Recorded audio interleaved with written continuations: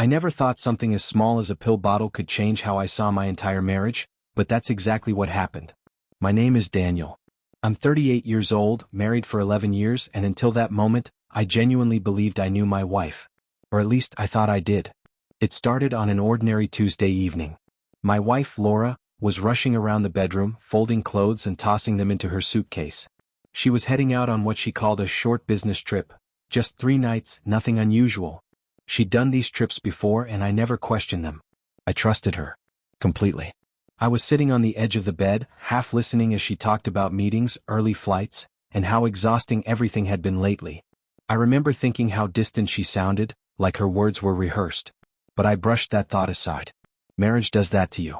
You explain things away because it's easier than facing what they might mean.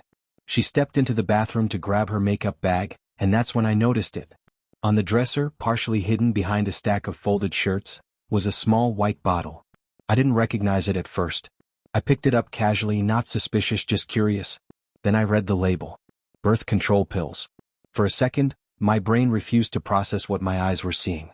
Laura and I hadn't used birth control in years. Not since she told me she wanted to let nature decide and see if we'd have another child. That conversation had happened almost 2 years ago. After that, she'd insisted there was no need for pills anymore. So why were they here? I stood there, bottle in hand, my heart beating a little faster, trying to think of a reasonable explanation. Maybe they were old. Maybe she was using them for hormonal reasons. There had to be a logical answer. I didn't want to jump to conclusions. I wasn't that guy. Laura came back into the room and froze when she saw what I was holding. "Oh," she said quickly, her voice too light. "Why are you digging through my stuff?" "I wasn't," I replied, keeping my tone calm. "I just saw this. I didn't know you were back on birth control." For a split second, something flickered across her face. Not guilt exactly, but calculation. Then she smiled. "They're for regulating my cycle," she said. "My doctor recommended them." That should have been enough. That's what a trusting husband would accept. And for a moment I almost did. But then I looked closer at the bottle. It wasn't old.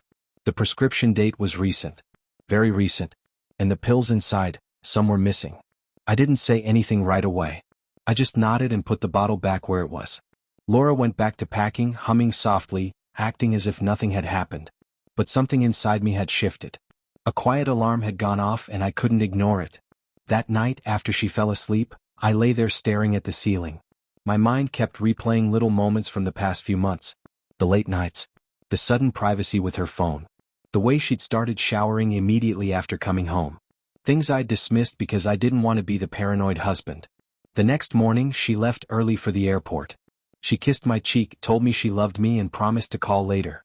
As soon as the door closed behind her, the house felt different. Quieter. Heavier. I didn't plan to snoop. I told myself I wouldn't. But curiosity mixed with unease is a dangerous thing. I went back into the bedroom and opened her suitcase.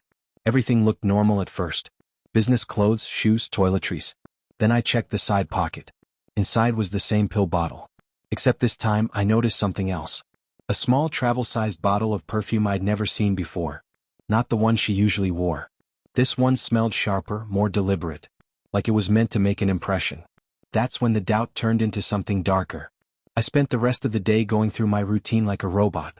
Work meetings blurred together. Emails went unanswered. All I could think about was that bottle and what it represented. Not proof but possibility. And sometimes possibility is worse. That evening, Laura texted me a photo from what looked like a hotel room. A generic caption. "Long day. Miss you." I stared at the message for a long time before replying, "Miss you too." But I didn't mean it the same way anymore. The next day I did something I never thought I'd do. I checked our shared phone plan. I wasn't proud of it, but I needed clarity. What I found made my stomach drop. Repeated calls and texts to a number I didn't recognize. Long calls. Late at night. Way too frequent to be explained away as business. I saved the number and stared at it, my finger hovering over the call button. I didn't press it. Not yet. Part of me still hoped there was an innocent explanation. That I was wrong. That I was about to destroy something real over my own imagination. But deep down I already knew. When Laura came home 3 days later, she looked relaxed. Happy even. She hugged me like nothing had changed, like my world hadn't quietly cracked open while she was gone. That night, as we sat across from each other at the kitchen table, I finally asked, "How was the trip?" Did you get everything you needed to do done? She smiled and said, yeah. Everything went perfectly. And in that moment I realized something painful and clear. Whatever that trip was really about, it wasn't business. And those pills? They weren't an accident. They were preparation. The question wasn't whether my wife had crossed a line. The question was how long she'd been walking toward it, while I stood right beside her, trusting her every step of the way.